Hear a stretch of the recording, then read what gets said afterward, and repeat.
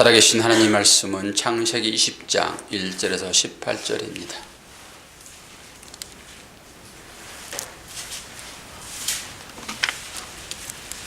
창세기 20장 1절에서 18절 제가 봉독합니다.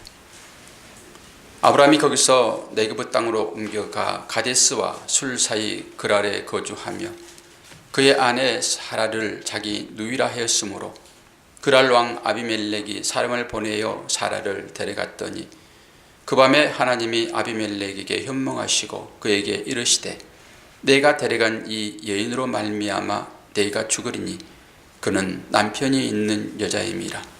아비멜렉이 그 여인을 가까이 하지 아니하였으므로 그가 대답하되 주여 주께서 의로운 백성도 멸하시나이까? 그가 나에게 이는 내 누이라고 하지 아니하였나이까? 그 여인도 그는 내 오라비라 하였사오니 나는 온전한 마음과 깨끗한 손으로 이렇게 하였나이다. 하나님이 꿈에 또 그에게 이르시되 내가 온전한 마음으로 이렇게 한 줄을 나도 알았으므로 너를 막아 내게 범죄하지 아니하게 하였나니 여인에게 가까이 하지 못하게 함이 이 때문이니라. 이제 그 사람의 아내를 돌려보내라. 그는 선지자라. 그가 너를 위하여 기도하리니 내가 살려니와 내가 돌려보내지 아니하면 너와 내게 속한 자가 다 반드시 죽을 줄 알지니라. 아비멜렉이 그날 아침에 일찍이 일어나 모든 종들을 불러 그 모든 일을 말하여 들려주니 그들이 심히 두려워하였더라. 아비멜렉이 아브라함을 불러서 그에게 이르되 내가 어찌하여 우리에게 이렇게 하였느냐? 내가 무슨 죄를 내게 범하였기에 내가 나와 내 나라와 큰 죄에 빠질 뻔하게 하였느냐? 내가 합당하지 아니한 일을 내게 행하였도다 하고 아비멜렉이 또 아브라함에게 이르되 내가 무슨 뜻으로 이렇게 하였느냐?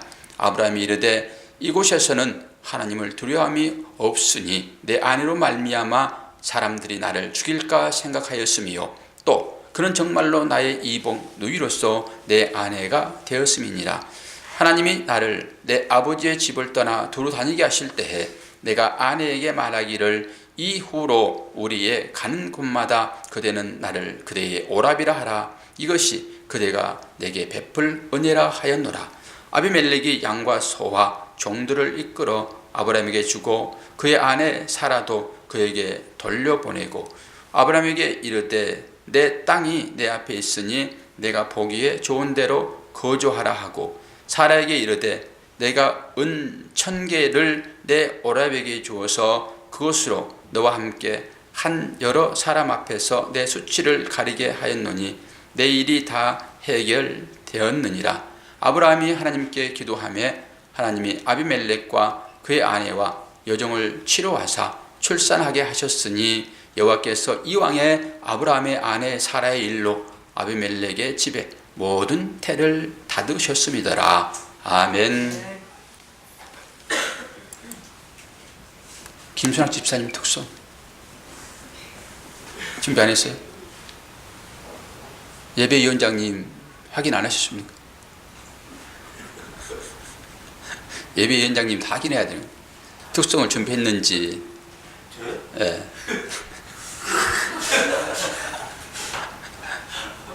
예배위원장 자질에서 하실 분 꼭 확인하세요. 여러분 토요일날 주일을 준비하십니까? 혹시? 설교 들어가기 전에 좀 물어보고 싶습니다. 토요일날 마음으로 주일을 준비하십니까? 네, 제가 여러분들의 마음을 알 수 있는 유일한 방법은 하나님은 다 아시겠지요.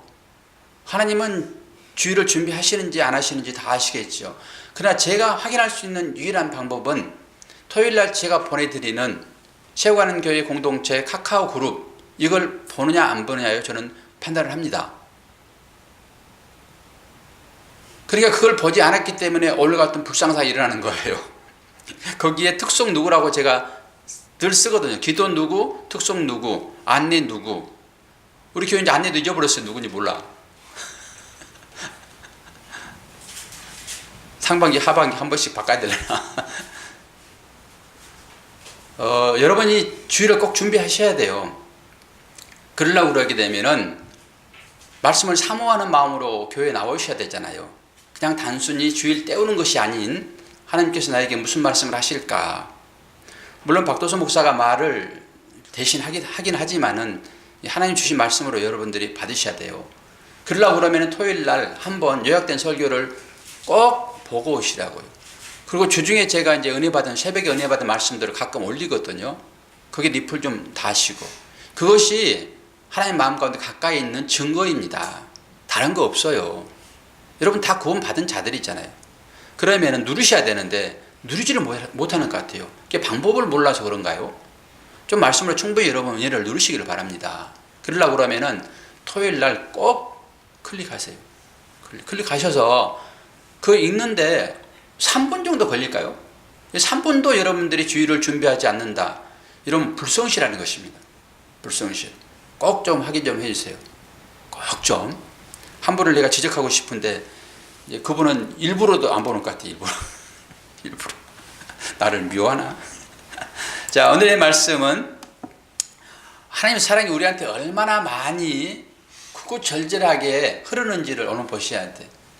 말씀이 여러분들을 찌르고 그런 거 전혀 없을 것입니다. 원래 말씀이라고 하는 것은 어떻게 합니까? 우리의 죄를 들춰내서 그 죄를 해결하고 여러분들을 하나님의 자녀로 만드는 과정이란 말입니다. 그런데 오늘의 말씀은 전혀 그런 게 없이 하나님이 어떻게 나를 그럼에도 불구하고 사랑하실까요? 그럼에도 불구하고 이 아브라함의 역사를 통해 가지고 우리는 우리의 현실을 볼 수 있어야 됩니다. 그 안목이 필요하다고요. 아브라함은 우리는 믿음의 조상 그러니까 아브라함이 하는 모든 일로 무조건 좋은 걸로 이렇게 해버리는데 전혀 그러지 않습니다. 마지막에야 이삭을 드리는, 자기를 부인하는 것입니다. 이삭 드리는 것은. 그렇게 나가는 거예요. 과정이 필요하다. 그런 것이죠. 저나 여러분들도 지금 과정 중에 있어요. 무슨 과정? 완성을 이루는 것이 아니라 완성된 사람들이 재현하는 현장이라고요. 재현, 복귀 이런 것입니다. 그럼에도 불구하고 하나님이 어떻게 이 아브라함을 사랑하는지 한번 잘 살펴보시기를 바랍니다. 오늘 성경을 쭉 읽었지만은 진짜 믿음의 조상이라고 하는 아브라함이 어떻게 삶이 저럴까? 왜 저 정도밖에 안 될까? 하나님이 어떻게 그를 보호하시는데 왜 그런 삶을 계속 살지? 이런 의문이 여러분 들지 않습니까? 창세기를 공부하면서 하나님께서는 사람을 창조하시고 그 아담에게 돕는 배필을 주셨잖아요. 그 돕는 배필이 하와 아닙니까? 그 아담이 하와에 걸어오는 그 모습을 보면서 어떻게 표현을 하죠? 그는 내 뼈 중에 뼈요, 살 중에 살이라 한 몸이다 이러는 것입니다. 그렇게 고백했단 말이죠. 그런데 아브라함이 위기에 닥칠 때마다 그 아내를 팔아먹는다고요. 오늘 또 그런 얘기가 20장에 나오고 있습니다. 그런데 왜 20장에 또 그런 얘기를 하나님이 여기에 배치해놨냐? 21장이 뭡니까? 21장이 드디어 25년 만에 약속이 이루어지는 이삭의 출생장입니다. 그러니까 이삭의 출생장 앞에 이 아브라함이 염치 없는 그 상황을 다시 한번 배치해놨다고요. 그러니까 그걸 한번 이제 보시는 그러한 마음으로 이 말씀들을 보시기를 바랍니다. 사실 오늘 본문은 이방인인 아비멜렉과 약속을 받은 아브라함의 삶이 그대로 노출되어지고 있습니다. 그럼 우리가 생각했을 때는 하나님도 우리 생각과 비슷할 것이다 생각을 많이 해요. 주로 어떤 것이죠? 도덕과 윤리 또한 사회 규범을 잘 지키게 되면 하나님은 그걸 기뻐하실 것이다. 이렇게 생각할 수 있습니다. 근데 성경은 그것과는 전혀 다른 차원의 말씀들을 해주고 있거든요. 박사님은 이게 좀 울리니까 조금만 조절 좀 해주세요. 우리가 들을 땐 괜찮은데 이 음성을 녹화로 보게 되면 이게 계속 울리더라고요.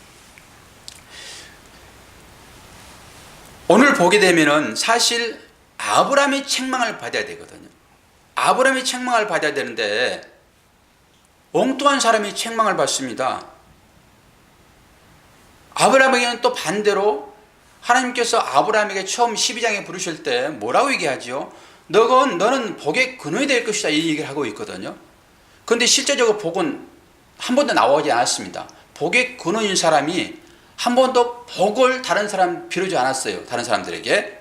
그런데 오늘 첫 번째 하나님께서 아브라함 너는 복의 근원이 될 거야. 그리고 너를 축복하는 자는 내가 축복할 것이고 너를 저주하는 자는 내가 저주할 거야. 이런 복을 줬잖아요. 근데 그 아브라함이 처음으로 복을 빕니다. 우리 20장 마지막 절에 나와 있잖아요. 17절 아브라함이 하나님께 기도하며 하나님이 아비멜렉과 그의 아내와 여종을 치루하사 출산하게 하셨으니 아브라함이 처음으로 복을 빌어줍니다. 그렇게 약속을 지키시는 그 하나님이 오늘 또 아비멜렉을 보게 되면은 아비멜렉은 실제적으로 그 당시에 왕이나 다름없어요. 족장이니까. 그러면은 또 문화적인 것도 그렇고 자기 능력만 있게 되면은 다른 사람을 첩으로 둘 수 있는 그런 상황이라고요. 특히 다윗도 이제 그런 거거든요. 왕의 입장에 서게 되면은 늘 그렇습니다. 아비멜렉도 마찬가지입니다. 그런데 아비멜렉이 아무 생각 없이 그냥 아름다우니까 그 여인을 취했을까요? 그거 아닙니다. 오늘 보니까 다 알아봤다고 얘기하잖아요. 제가 지난번에 90살 묵은 그 할머니가 얼마나 이뻤으면은 그런 말씀 한번 드렸잖아요. 지금은 어떤 시기냐 그러면은 하나님이 내년 이맘때쯤 너희 아내 사라에게 아이가 있을 것이다 약속을 합니다. 그랬더니 사라가 뒤에서 웃었잖아요. 그러면은 이 지금 상황은 하나님께서 사라의 태중에 이삭을 준 상황입니다.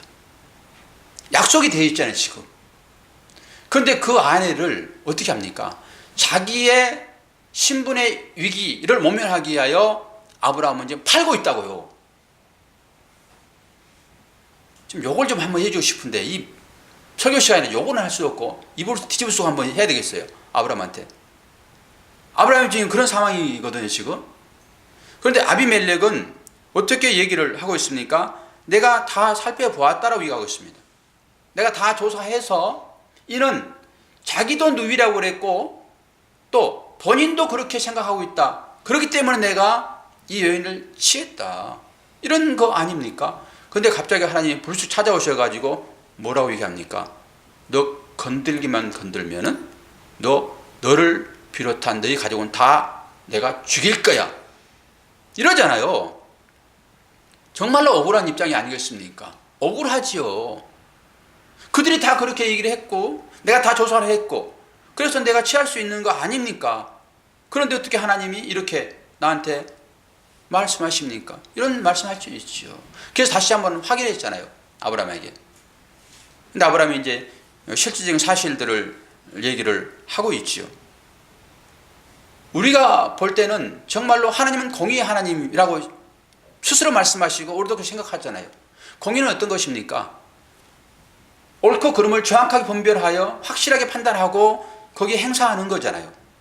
근데 하나님이 그렇게 안 하고 있다 이런 것입니다. 그럼 하나님 뭐냐 이거예요. 공의의 하나님인데 어떻게 공의를 이루지 않으십니까? 이게 우리가 생각하는 인본주의적인 사고입니다.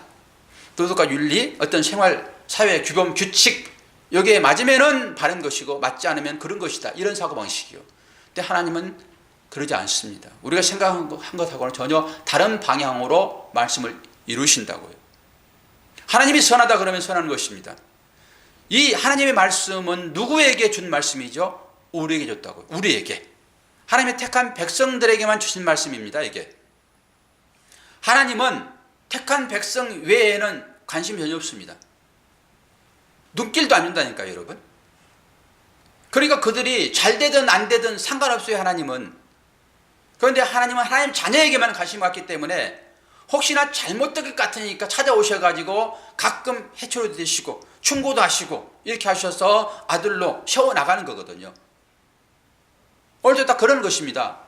잘못하기는 분명하게 아비멜렉이 잘못하지 않았어요. 자기의 신분의 위기를 모면하기 위한 아브라함, 이게 철면피죠. 아내를 팔아먹었으니까. 그러면은 네가 약속받은 자녀 맞냐? 이렇게 충고를 해야죠. 네가 지금 어떤 상황 가운데서 나하고 언약을 맺었는데, 그리고 내가 하는 그 행사를 네가 지금 다 봤는데 잠깐 어렵다 해가지고 네 아내를 팔아? 이렇게 충고해야 되잖아요. 그런데 전혀 말하지 않습니다.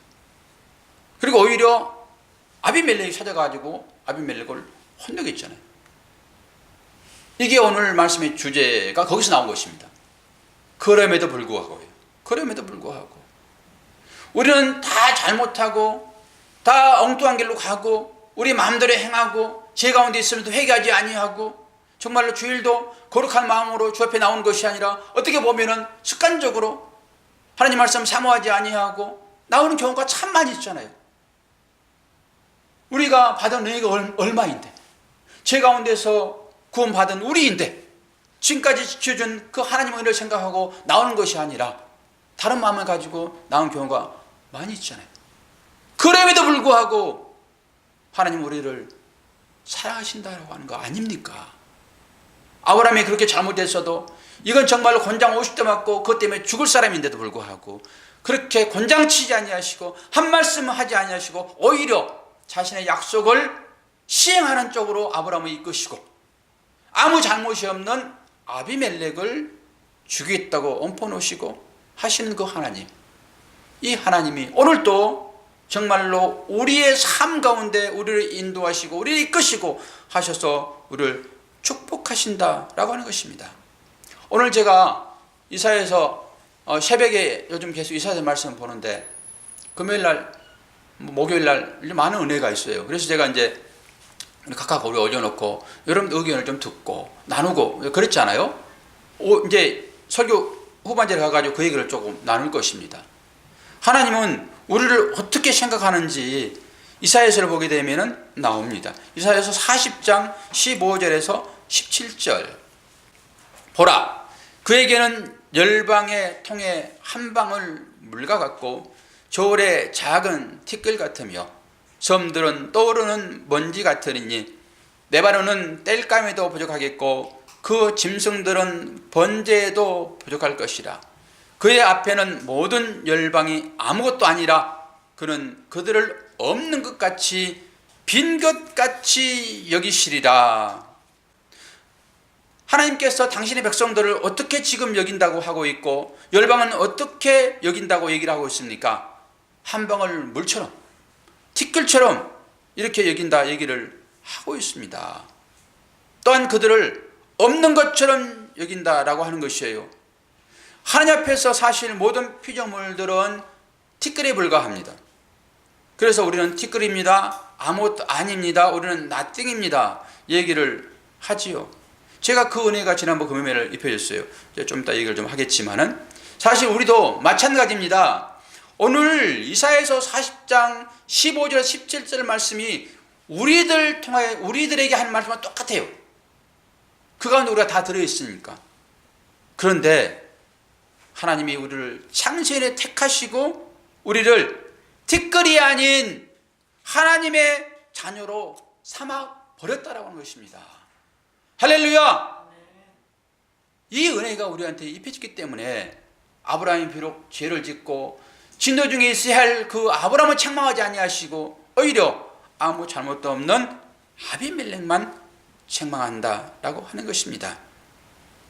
사실 티끌들이 하나님의 자녀들보다 얼마나 더 도덕적이고 윤리적이고 잘난 사람들이 얼마나 많이 있습니까? 우리 주위만 보더라도 우리보다 훨씬 더 양심적이고 깨끗하고 구제하고 선행하는 사람들이 얼마나 많이 있습니까? 그래도 불구하고 하나님은 그 사람들이 하는 그 일을 챙겨서 상을 주는 것이 아니라 아무것도 하지 않더라도 자신을 부인하는 자리로 나고자 하는 그 마음만 가지고 있다 하게 되면은 그래, 너는 잘하고 있어, 내가 택한 나의 자녀의 삶이 바로 그거야, 이렇게 칭찬해 준다라고 하는 것입니다. 오늘 4절에 보게 되면은 이렇게 얘기하고 있잖아요. 주여, 주께서는 의로운 백성도 멸하시나이까. 이게 누가 하는 얘기죠? 아비멜렉이 하는 소리입니다. 주여, 의로운 백성도 멸하시겠나이까? 어디서 많이 들어본 소리 아닙니까? 어디서 이런 소리를 들어봤어요? 예? 창세기에서 바로 볼 수 있죠. 아브라함이 그런 기도 하잖아요. 불방망이 들고 소돔 땅을 멸망하라고 찾아왔었을 때 그 앞에 가로막고 롯 구해달라고 하면서 의로운 사람을 악인과 함께 멸망하시렵니까? 그런 고백을 하잖아요. 그것이 어떤 의미라고 그랬죠? 하나님 앞에 섰다라고 했을 때는 자기 목숨을 걸었다라고 하는 것입니다. 그게 의인의 기도예요. 이게 진정한 중보자의 삶입니다. 그 중보가 우리한테 있게 되면은 모든 기도는 응답이 되어집니다. 이게 중보자는 이제 예수 그리스도 한 분뿐인 것이죠.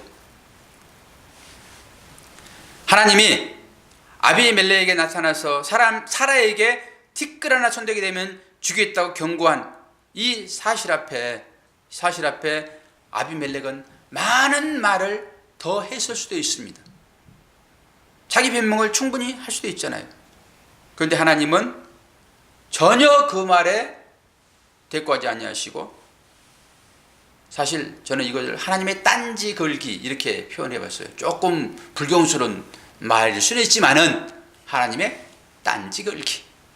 네가 아무리 잘하고 선한 일처럼 네가 행동했더라도 나는 너를 거들떠보지도 않아.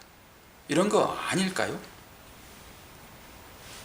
아비멜렉은 아침 일찍 일어나서 오히려 아브라함에게 충고를 합니다. 아브라함, 너 때문에 내가 하나님한테 혼났다, 이런 것이죠. 그런데도 불구하고 하나님은 오히려 아비멜렉의 재산을 뺏어가지고 누구에게 줍니까? 아브라함에게 줍니다. 그러면 저는 이제 생각을 또 한번 해보죠. 지난번에 한번 아내 팔아가지고 큰 거부가 됐잖아요. 그러니까 이 땡땡땡이가 또 그 맘 가지고 팔지 않았을까? 억측일 수 있지만은 설교자는 그렇게라도 해가면서 이 말씀을 풀어내려고 애를 씁니다. 그런 마음은 아니었겠죠. 아무리 철름피라도 지난번에 돈 벌었으니까 또 팔아서 돈 벌어야지, 이런 생각을 했겠나요? 믿음의 조상으로 나올 사람인데. 그러나 지금의 실정은 아브라함에게 믿음이 있다 없다 계속 그렇단 말입니다. 그걸 여러분들이 잘 보셔야 되는 것이죠. 하나님께서는 이런 아브라함을 긍휼의 마음으로 보시며 계속 축복합니다. 근데 아브라함이 오늘 보니까 두려워했다 그럽니다. 두려워했다. 여러분, 두려움이 언제 생기죠? 두려움은 약할 때 생깁니다. 근데 실제적으로 보게 되면은 아브라함한테 두려움이 생기는 것은 제단을 떠날 때예요. 사실 12장에 보게 되면 아브라함이 제단을 쌓고 거기에 예배를 드리잖아요. 제단을 쌓다 이러는 것은 예배를 드렸다, 그런 삶이잖아요. 예배 드렸다, 하나님과 늘 가까이 했다.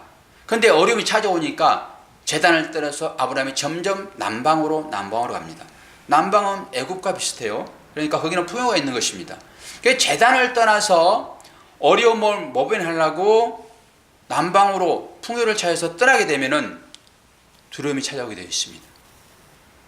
왜 그렇습니까? 하나님을 떠나 있기 때문에 그래요. 하나님을 떠나 있기 때문에. 그러니까 우리가 어렵다 해가지고 교회를 떠난 자의 삶을 살게 되면은 두려움이 찾아오게 되어 있습니다. 어려울 때일수록 여러분 인내심을 가지고 교회에 꼭 붙어 있어야 돼요. 교회에 붙어 있다, 이것은 하나님과 함께 있다, 이런 의미인 것이죠. 이게 하나님의 말씀을 쫓아 순종하는 삶이 아닌 나의 어떤 경험과 나의 어떤 생각으로 이 세상을 내지는 문제를 풀고자 하는 그 마음, 이게 교회를 떠난 마음이 아니겠습니까? 어려울수록 우리는 더 교회에 붙어 있어야 될 것입니다.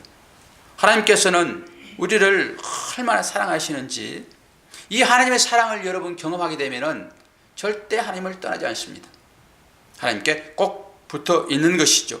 그래서 이 하나님을 선지자 아모스는 이렇게 얘기를 합니다. 아모스 3장 2절, 내가 땅의 모든 족속 중에 너희만 알았나니. 이게 하나님의 마음을 지금 대변하고 있는 거거든요. 아비멜렉과 아브라함과의 관계 가운데서 하나님께서 행하시는 그 일을 보게 되면은 이 말이 딱 맞아요. 하나님을 여러분이 그렇게 알아야 된다, 이런 것입니다. 어려울 때 우리 어려움을 전혀 돌보지 아니하시는 하나님으로 보시면 절대 안 되는 것입니다. 하나님은 이 선자들이 다 알아요, 어떤 분인지. 하나님의 마음이 느껴지게 되면은 우리는 절대 두려움 가운데 빠지지 않습니다. 하나님의 마음을 느끼지 못하기 때문에 두려움에 빠져요. 아모스 선자가 이렇게 얘기하잖아요. 내가 땅의 모든 족속 중에 너희만 알았다. 하나님은 우리에게만 관심이 있다니까요. 저와 여러분, 그 구원 받은 자들에게만 하나님은 관심을 가지고 있어요. 마치 아브라함의 죄를 보시지 않는 것처럼, 눈 감고 계신 것처럼 아브라함의 편만 드신다라고 하는 것입니다. 우리의 삶을 여러분 쭉 한번 반추해 보십시오. 그때 하나님 우리를 어떻게 인도하셨는지, 이거 하나만 보더라도 하나님 나를 극진히 지극히 사랑하신다, 극진히 사랑한다, 이렇게 볼 수 있습니다. 민수기에도 똑같은 말이 이어지고 있거든요. 민수기 23장 21절. 야곱의 허물을 보지 아니하시며 이스라엘의 반역을 보지 아니하시는도다. 여호와 그들의 하나님이 그들과 함께 계시니 왕을 부르는 소리가 그 중에 있도다. 야곱은 이스라엘이잖아요. 야곱의 허물을 보지 아니하시고 이스라엘의 반역을 보지 아니하신다. 제가 이사야서 말씀을 지금 새벽에 보면서 그게 너무나도 크고 절절하게 느껴지는 것입니다. 어떻게 하나님은 이 반역한 백성들을 이렇게 사랑하시는가? 이 마음이 느껴져야 돼요. 아브라함이 바로 그런 은혜를 받은 사람이다라고 하는 것이죠. 우리는 아브라함의 자리에 있다라고 하는 것을 생각하시면서 오늘 본문을 여러분 잘 보셔야 됩니다. 아브라함도 사실 롯처럼 세상 풍조를 쫓아갔어요. 롯이 소돔에 있던 것을 잊지 못해서 소알로 다시 들어갔잖아요. 아브라함도 마찬가지라니까요. 제단에 있지만 않았습니다. 제단에 있었을 때 그 어려움이 찾아오니까 바로 그 어려움을 해결하려고, 다른 말로 쾌락을 쫓아서 남방으로 차치스러운 땅으로 내려가고 있습니다. 그때 아브라함에게 두려움이 임했다라고 하는 것이죠. 그런데도 하나님은 아브라함을 혼내지 않고 정직히 행한 아비멜렉만 혼내고 오히려 아브라함에게 복의 근원으로서의 사명을 감당하도록 인도하셨다라고 하는 것입니다. 창세기 12장에서 아브라함을 부르실 때 하나님께서 어떤 언약을 주셨습니까? 너를 축복하는 자에게는 복을 내리고 너를 저주하는 자에게는 내가 저주하리니 땅의 모든 민족이 너로 말미암아 복을 얻을 것이라, 이렇게 얘기를 했습니다. 오늘 그러면은 우리가 아브라함의 언약 가운데 들어있는 사람들이잖아요. 그러면은 이제는 우리가 하나님 나 좀 구해주세요. 어떻게 하면 내가 구원받을 수 있습니까? 어떻게 하면은 천국 갈 수 있습니까? 이런 물음이 아니라 이제는 구원받은 자로서의 우리가 삶을 살아야 되는데 어떻게 살아야 됩니까? 언약 받은 백성으로서 삶을 살아야 되겠죠. 그래서 이 말씀을 오늘 제가 전하기 위하여 천국의 삶이 어떤 것인가 젓가락을 얘기했습니다. 그래서 그걸 보신 분들은 오늘 설교 의미가 더 확실하게 인쳐지겠지만은 그게 무슨 말인가 할 수도 있어요. 천국의 삶을 우리가 이제 마지막에 완성된 삶을 앞으로 살 거잖아요. 그 삶. 그런데 그 삶을 이 땅 가운데 우리가 배워야 됩니다. 배우지 않고서는 절대 그 삶을 살 수 없어요. 앞으로 여러분들이 천국 가서 식탁 가운데 어떠한 삶을 살아야 될 것인지 오늘 확실하게 증거를 통해서 보여드리고자 합니다. 여기에서 여러분들이 그 삶을 사셔야 돼요. 그래서 천국은 전부 다 젓가락이 뭘로 만들어졌냐 그러면 은으로 만들어졌습니다. 은으로. 이 은젓가락으로 여러분 식사하실 것입니다. 은젓가락으로. 근데 이 젓가락이 큽니까 작습니까?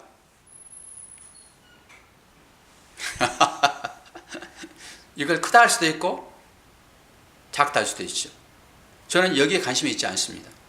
이것은 이방 나라들, 즉 바벨론, 페르시아 내지는 아수르, 로마 이런 것들이에요. 저는 여기에 관심이 없습니다. 이것은 또 다른 것을 증거하게 하는 것으로 이게 있는 거예요. 저도 이게 관심이 없고 하나님도 이게 관심이 없습니다. 저는 여기에만 관심이 있습니다. 이 젓가락. 이 젓가락. 천국의 삶이 바로 이런 거라고요. 이걸 제가 물은 거예요. 천국의 삶이라는 것은 이렇게 큰 젓가락으로 식탁에서 밥을 먹어야 될 삶이 우리입니다. 이 젓가락은 제가 아무리 해도 못 먹도록 이걸 크게 나무로 잘라와서 만든 겁니다. 이게 은젓가락입니다. 천국의 삶이라고 하는 것은 바로 이 젓가락을 준다고요. 이 젓가락 안 줍니다, 여러분. 그래서 지금 이걸로 밥 먹는 연습을 했다 하게 되면 이제는 역적인 의미로 이 젓가락으로 밥 먹는 연습을 여러분 하셔야 되는 거예요. 이거 다 끝나고 이제 거론할 겁니다. 이거 보시라고. 이걸 말씀을 드렸더니 어떤 한 분은 서로 먹여주는 그런 삶이겠네요. 그렇게 말씀을 하셨더라고요. 맞습니다. 천국의 삶이라고 하는 것은 이 젓가락밖에 안 주기 때문에 밥을 먹지 않으면 우리는 죽습니다. 어떻게 해서든지 밥을 먹어야 되는 거예요. 그러면 내가 밥을 먹여주지 않으면 그는 죽습니다. 그가 나를 먹여주지 않으면 내가 죽습니다. 그러니까 내가 밥을 먹어서 살기 위하여 상대의 밥을 먹여줘야 되는 거예요. 이거는 안 먹으면 죽는 거예요. 그런데 마태복음에 황금률이라고 나온 게 있잖아요. 그게 또 해석이 되었습니다. 저한테. 또 다른 측면의 해석이 훨씬 풍부하게.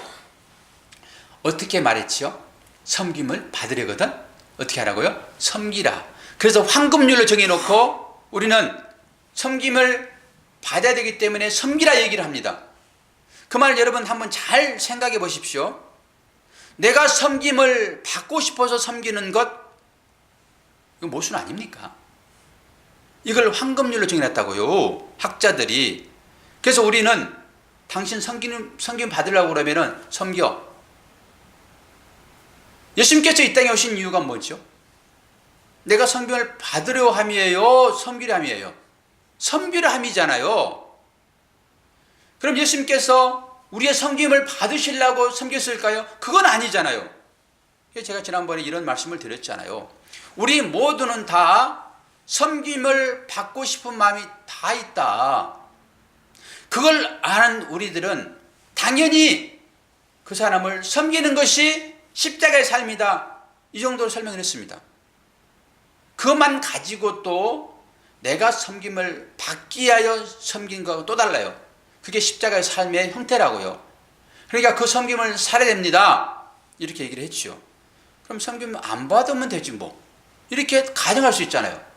그러면 그것은 불변은 아닙니다. 하나님께서 말씀하실 때는 해도 되고 안 해도 되고 이런 건 없습니다. 하나님께서 말씀하실 때는 꼭 해야 되는 거예요. 이게 계명입니다. 계명을 지키지 않으면 죽습니다. 그러니까 섬김을 받으려 그러는 섬겨라 이 말은 해도 되고 안 해도 되고 이런 게 아니에요. 꼭 해야 되는 거예요. 이건 생명과 연관이 되어 있습니다. 내가 안 받아버리면 가지고 안 섬기면 되지. 이러면 되잖아요. 그런 말씀 지키지 않으면 되는 것이죠. 그런데 제가 이 젓가락 얘기하는 것은 이건 생명과 연관되어 있기 때문에 해요. 밥을 먹지 않으면 죽잖아요. 그러면은 이것으로 상대의 밥을 먹여줘야 되는 거예요. 그래서 내가 살기 위하여 먹여주는 것, 이건 당연한 일입니다. 이 정도로 하게 되면은 제가 황금률을 그것을 이해할 수 있어요. 그런데 그냥 내가 조금 섬김을 받기 위해 그걸 섬기는 것이다. 이런 식으로 우리가 일반적인 생각으로 그걸 해석한다고 그러면 저는 그건 잘못이다. 잘못된 해석이다. 그 말은 맞기는 맞지만은 이런 의미가 있다라고 하는 것이죠. 그럼 천국에서 진짜로 밥을 먹기 위해서는 내가 꼭 먹여줘야 돼요. 그런데 내가 마음이 좀 토라져 가지고 옛날에 제가 나를 밥을 먹여줬는데 내가 좋아한 거 안 먹여주고 건강에 좋다고 엉뚱을 먹여줘 가지고 내가 배 탈이 났어. 그런 생각을 안 해볼까요? 알았어. 너도 그러면 건강하게 한번 살아봐. 그리고 내가 잘못된 걸 집어가지고 먹여주게 되면은 그건 오바이트 할 텐데. 그럼 이게 잘 먹여주는 거예요? 잘못 먹여주는 거예요? 잘못 먹여주는 것입니다. 그럼 이게 무슨 말을 하고 있느냐 이런 거예요. 이 말이 생명이 되는 것만 먹여주잖아요. 그러다가 가끔 생명 안 되는 것도 먹여줄 수 있잖아요. 내가 먹여줘야 돼. 그는 사니까. 내 스스로 먹을 수 없다니까. 이 젓가락 아니에요, 여러분. 전부 이 젓가락이라고요. 누군가로부터 먹여줘야지만 먹고 살 수 있는 것이 하나님 나라입니다. 그래서 거기는 섬기는 거 전부 다 섬깁니다. 전부 다 섬겨요. 그러면은 진짜로 나에게 생명 되는 것만 꼭 먹여주신 분이 있을 거잖아요. 누구일까요? 그걸 얘기를 하고 있어요. 이게 인간 쪽에서 하는 얘기들이 아니라고요. 이것이 참 의미는 내가 주는 것만이 참된 양식이에요. 그 마음 가지고 전부 또 먹여주는 것이 하나님의 나라입니다. 그래서 이곳에서 여러분들이 이제는 이것 가지고 상대를 먹여주시라니까요. 섬김을 받으려거든, 대접을 받으려거든 대접하라. 이 얘기가 그런 얘기더라고요. 얼마나 기쁨이 오겠습니까? 말씀이 이렇게 이해가 되어지는데. 여러분들은 좀 생뚱한 소리일 수도 몰라요. 그러나 이제는 우리가 생명을 얻은 자, 하나님의 언약 가운데 들어있는 자, 어떤 일을 하더라도 나를 야단치지 아니하고 오히려 아비멜렉을 야단쳐버리는 그 하나님의 은혜가 우리한테 입혀진 사람들이잖아요. 그렇다 하게 되면 우리가 이 땅 가운데서 어떤 삶을 살아야 되겠습니까? 당연히 내 욕심만 차리는 것으로 이 젓가락을 쓰는 것이 아니라 이제는 이 젓가락으로 상대를 먹여 살리는 삶을 여러분 사셔야 된다고요. 그러다 보면은 누가 나를 밥을 안 줄 거잖아요. 그럼 여러분 굶으셔야 됩니다. 그러면 아주 불쌍한 척 하셔서라도 상대방이 먹여주는 것으로 여러분 드셔야 돼요. 그 삶을 여기서 경험해야지만이 하나님 나라에서 안 입겁더라도 밥을 먹여주는 삶으로 사는 것입니다. 내가 먹여주지 않으면 상대도 나를 먹여주지 않아요. 이 삶을 오늘 얘기를 해주고 있어요. 그렇게 너희들을 내가 사랑한다. 네가 비록 엉뚱한 일을 하더라도 나는 네가 택한 자이기 때문에 나는 너를 그렇게 이끌어서 결국 온전하게 자기 살을 찌어서라도 상대를 살리는 그런 삶으로 내가 너를 인도할 거야. 그 과정 중에 있습니다. 이게 재헌이라고요. 우리는 알잖아요. 결국 아브라함이 어떤 식으로 마지막 믿음을 표현합니까? 22장이 나옵니다. 이삭이 22살. 창세기 22장 그러면 이삭 22살. 이삭 번제 이렇게 이해하시라고요. 이삭이 누굽니까? 아브라함 자신입니다. 아브라함 자신이에요. 예수 그리스도를 표명하기도 해요. 자기 자신. 자기 자신을 하나님께 기꺼이 드릴 수 있는 사람으로 표현한다니까요. 이런 과정을 통해서요. 그러니까 하나님은 하나님의 자녀로 한번 택한 자는 결코 버리지 아니하시고 어떤 상황이 있을지라도 자기 자신을 하나님께 온전히 드리는 자로 그렇게 자녀 삼으시는 과정 중에 우리를 이끄신다. 이게 우리의 삶입니다. 전혀 여러분 오늘 부담 없죠. 설교 자체가. 그 설교도 12시 전에 제가 끝나려고 생각을 합니다. 우리 아이들 분방공부 시간에 오늘은 선생님 안 나와가지고 공부 안 한다 그러면은 환호를 해요. 우리 반 애들. 지난주일날 공부 한 번 안 했거든요. 오늘 공부 없다? 그랬더니 들고 뛰어요. 공부 시간도 그렇게 길지 않아요. 여러분도 한번 보겠어요. 제가 12시에 설교를 끝내면은 박수를 치고 아멘을 크게 할지 안 할지, 그 하나님의 위로가 여러분 삶 가운데 있기를 바랍니다. 기도하겠습니다. 아버지 하나님, 아비멜렉의 삶과 아브라함의 삶을 대조하면서 하나님은 이 땅 가운데 정해놓는 그것으로 옳고 그름을 분별하신 것이 아니라 하나님의 자녀에게만 관심을 가지시고 그를 축복하시는 장면을 우리가 보았습니다. 이렇게 하나님이 우리를 사랑하시고 인도하시는데 우리는 어떤 것으로 하나님을 기쁘게 할까 늘 그 고민에 빠져 있습니다. 그러지 말게 도와주시고 하나님의 이 사랑이 다 우리 삶 가운데 흐르고 있다, 이 사실에 감사하게 하시고 그 하나님을 찬양할 수 있도록 은혜 베풀어 주시옵소서. 예수 그리스도의 이름으로 기도하옵나이다. 아멘.